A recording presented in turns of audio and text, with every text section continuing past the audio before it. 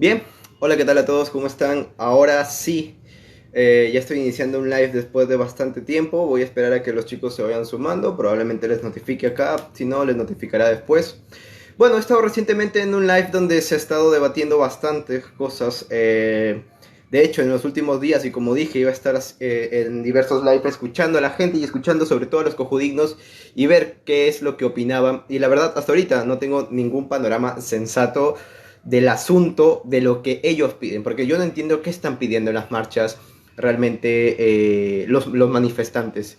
Yo ya he hecho diversos videos preguntando, consultando. Una de las cosas que normalmente suelen decir es que queremos elecciones ya, queremos que renuncie Dina Boluarte, queremos que renuncie José Williams, el presidente del Congreso. Yo pregunto, ¿realmente esta es la solución?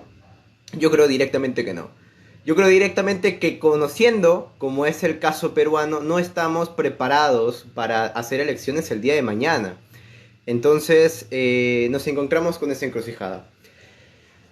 Elecciones en 2023, imposible, inviable, no es recomendable. Los peruanos tenemos derecho a unas elecciones justas, a unas elecciones transparentes, y para llegar a ello, para no repetirse lo de 2021, debemos atravesar reformas electorales. Entonces, dentro de estas reformas electorales tenemos que destacar, por ejemplo, que se puedan hacer elecciones primarias. Con elecciones primarias nos ayuda a hacer descartes directamente, porque nos ayuda a ver cuál es la tendencia de ciertos partidos, cuál es la tendencia de la gente al momento de intentar votar y cuál es el objetivo de, en este caso, los partidos políticos al momento de llegar al poder, ¿no? Que muchos van a llegar al 2024 y la pregunta es en qué panorama llegaremos en el 2024, porque yo creo que estoy totalmente seguro de que las elecciones se van a dar en el marco del 2024, no en el 2023. Hacerlo en el 2023 sería un insulto. Y si alguien quiere decir lo contrario, puede subir y puede decirlo con total tranquilidad, ¿no? Creo que uno de los principales problemas en el Perú ha sido que se ha sembrado mucho odio y resentimiento, ¿no? Yo he egresado relativamente reciente, en 2018-19, y claramente la educación está con una tendencia clara de parcialización al odio, ¿no? ¿Cuántas veces hablaban de que Fujimori es una rata, de que Alan García es una rata, de que todos son una rata? Entonces, no se entiende directamente qué es lo que están intentando hacer. Entonces, bueno, estaba esperando a los demás chicos, principalmente a George, estaba Erum también, porque ellos estaban dando puntos muy interesantes. Incluso el día de ayer, cuando yo estaba debatiendo con una zurda y decía que en la Constitución se tenían que hacer cambios como, por ejemplo, los del contrato ley, y le explicaron bien y la chica al final se tuvo que retirar, ¿no? Entonces, bueno, aquellos que están diciendo que acá, ya a ver que suban y no tengo ningún problema, si no voy a tener que verme en la obligación de irlos silenciando porque pues aquí estamos para aportar soluciones. Simple, la gente ya no quiere dialogar. Los extremistas, los asusadores, que sí podemos determinar son actos terroristas y procedimientos terroristas, como dijo el mismo congresista Roberto Quiabra. Entonces, no vamos a decir que la gente que sale a manifestarse es terrorista. ¿Que hay terroristas en las marchas? Sí, los hay. Pero vamos a hablar directamente de, bueno, eso, de que hay actos y procedimientos. A ver, vamos con justamente la noticia de la que estaba hablando, y con eso quiero empezar el tema del día de hoy, y es los medios internacionales. O la coyuntura, o cómo ve el mundo lo que está pasando en el Perú. Y bueno, esta noticia, ¿no?, que era de Infobae y que estaba centrada en lo que estaba ocurriendo en el Perú, pero no es muy distante de, por ejemplo, lo que se está viendo, bueno, lo que está planteando CNN, también vi, la BBC, y del cómo habla Actuali de que está aquí en TikTok, y el cómo lo informan. Yo no entiendo por qué hay tanto miedo de decirle a la gente las cosas en su cara. Pedro Castillo es un intento patético de dictador. Y aquí voy a empezar a dar el contexto. ¿Por qué el Perú está dividido? Bueno, el Perú está dividido desde, vamos a decirlo actualmente, porque a nivel histórico creo que el sur tiene un problema con el resto del Perú. Y es la mayoría, no todos. Pero desde las elecciones de 2021, cuando hubo esa gran polarización entre si elegías a Pedro Castillo o a Keiko Fujimori, directamente era o estabas con uno o odiabas al otro. Entonces, Cuando salieron las elecciones, todo el sur del Perú se llenó de rojo.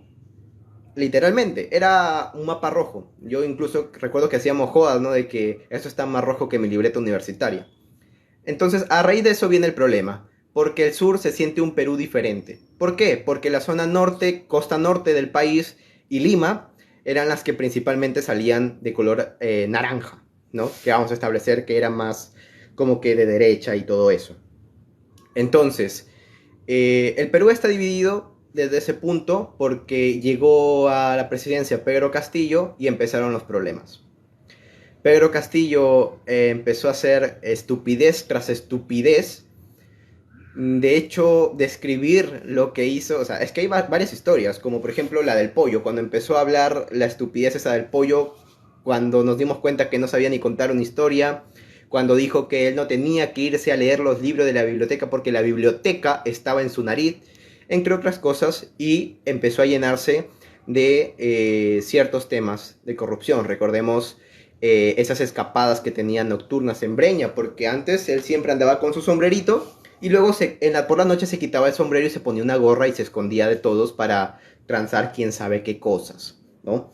Entonces, ese tipo de situaciones eran las que nos llevaban a nosotros, las personas que estamos siguiendo la política, con cierto criterio, y empezábamos a sacar que Pedro Castillo iba a ser un presidente totalmente nefasto, y logró, ojo, en tiempo récord, sacar un aproximado de 7 procesos, y Pedro Castillo se victimizaba diciendo, no, es que este Congreso es corrupto y todo eso, pero hay que decir las cosas en claro, el Congreso también ha sido bastante incompetente. Lo que le cuestiono realmente es que Pedro Castillo se haya quedado en el poder durante mucho tiempo, con todas las tonterías que hacía. Pero bueno, resulta que Pedro Castillo, un 7 de diciembre, se planta enfrente de todo el Perú y dice que va a disolver el Congreso. Cuestión, no tiene argumentos con cuál disolverlo, porque para ello necesitas principalmente que el Congreso te niegue una cuestión de confianza 2 veces. Y solo le habían negado una. Pero quien era su premier en eso entonces, Betsy Chávez, decía que no, que ya se había dado la segunda negación de confianza, entonces Pedro Castillo tenía que proseguir, que no podía quedarse atónito. Betsy Chávez era la más ideologizadora que estaba al lado de Pedro Castillo junto a Aníbal Torres. Entonces, estos tres personajes, Betsy Chávez, Aníbal Torres, que es quien escribe el discurso, y también Pedro Castillo, que es el que al final da el mensaje a la nación, sin decirle a sus ministros, porque ojo, los ministros tenían que estar enterados, pero cuando ellos llegan no estaban enterados. Y cuando se enteran, uno, ya era muy tarde, y dos, pues no querían. Entonces empiezan a deslindar. Cuando él da el mensaje de que va a cerrar el Congreso, va a haber estado de sitio, o sea que los militares iban a entrar a custodiar y que en un plazo no máximo de 9 meses, y esto quiero que resalten, no máximo de 9 meses, tenía que darse un nuevo Congreso Constituyente. Bueno, esa era una estupidez.